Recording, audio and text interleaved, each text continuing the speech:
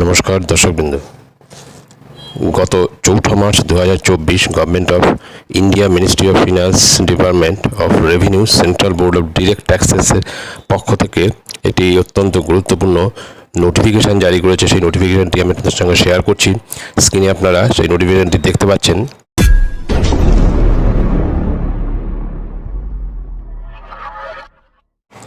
এই নোটিফিকেশানের প্রেস রিলিজে মূলত যেটি বলতে চাওয়া হয়েছে যে সেটি হলো ই ভেরিফিকেশন স্কিম 2021-এর অধীনে এবার নির্দিষ্ট কিছু করদাতাকে স্বেচ্ছা ঘোষণা বা স্বেচ্ছায় রিটার্ন সংশোধনের সুযোগ দেওয়ার জন্য তাদের রেজিস্টার্ড ইমেল ঠিকানায় আয়কর দপ্তর ইন্টিমেশন, এটা কিন্তু নোটিফিকেশান নয়, আবার বলছে এটা কিন্তু ইন্টিমেশন পাঠাতে চলেছে। মূলত 2020-21 অর্থবর্ষের পরিপ্রেক্ষিতে এই ইন্টিমেশন দিতে চলেছে আয়কর দপ্তর। ওই বছরে করদাতার এআইএসে উল্লিখিত নির্দিষ্ট আর্থিক লেনদেন অর্থাৎ এসএফটি তথ্য এবং উক্ত করদাতা যে রিটার্নটি সেই বছরই ই ফাইলিং পোর্টালে দাখিল করেছিলেন, এই দুই জায়গার মধ্যে যদি কোনো আর্থিক তথ্যের অসঙ্গতি বা মিসম্যাচ বা আন্ডার রিপোর্টিং থেকে থাকে, যা আয়কর দপ্তর এখন এআই প্রযুক্তি ব্যবহার করে সহজেই চিহ্নিত করতে পারছেন, তাহলে সেই করদাতাকে এখন ইন্টিমেশন পাঠানো হচ্ছে ইমেল করে স্বেচ্ছা ঘোষণা বা স্বেচ্ছা সংশোধনের জন্য। এর ফলে কোনো করদাতা যদি তার সেই বছরের দাখিল করা রিটার্নটিকে এখন রিভাইজ করার প্রয়োজন পড়ে, তাহলে এখন তাকে 31/3/2024 তারিখের মধ্যে আইটিআর ইউ অর্থাৎ আপডেট রিটার্ন দাখিল করতে হতে পারে।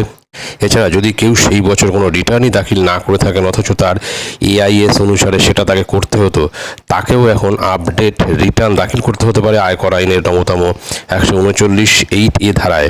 এছাড়া করদাতার যদি মনে হয় ইমেল ইন্টিমেশন পাঠানো আর্থিক তথ্যটি ঠিক নয় বা সেটা করযোগ্য নয়, সেক্ষেত্রেও কমপ্লায়েন্স পোর্টালে গিয়ে প্রমাণসহ তার উত্তর দেওয়ার সংস্থানও থাকছে। যদিও এই আইটিআর ইউ দাখিল করতে হলে এখন বেশ কিছুটা পেনাল্টি ট্যাক্স অর্থাৎ নির্ণীত বা সংশোধিত করভারের 50% অতিরিক্ত ট্যাক্স পেনাল্টি হিসেবে লাগবে, এখানে অতিরিক্ত দিতে হবে এবং সেটাও দাখিল করতে হবে 31 মার্চ 2024-এর মধ্যে। এরপর ওই বছরের জন্য অর্থাৎ 20-21 ফিনান্সিয়াল ইয়ার এর আইটিআর ইউ দাখিল করা যাবে না। তাই যারা এই সংক্রান্ত ইমেল ইন্টিমেশন এখন পারবেন বা পাচ্ছেন, তাদেরকে ওই বছরের এআইএস এবং দাখিলকৃত রিটার্নটি দেখে ই ফাইলিং পোর্টালে বা কমপ্লায়েন্স পোর্টালে গিয়ে দ্রুত ব্যবস্থা নিতে হবে বা প্রয়োজনে আইটিআর দাখিল করতে হবে।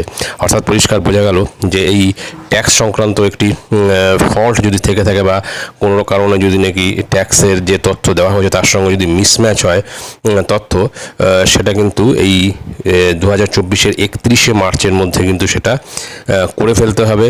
রিভাইজ একটা রিটার্ন কিন্তু সেখানে দিতে হবে এবং সেখানে যদি নাকি ট্যাক্স কম দেওয়া থাকে তাহলে কিন্তু পেনাল্টি সহ ট্যাক্স কিন্তু জমা করতে হবে। তো এটাই ছিল গুরুত্বপূর্ণ আপডেট। ভিডিওটি ভালো লাগলে অবশ্যই সাবস্ক্রাইব করবেন চ্যানেলটি পরবর্তী আপডেট ভিডিও পাওয়ার জন্য। ধন্যবাদ।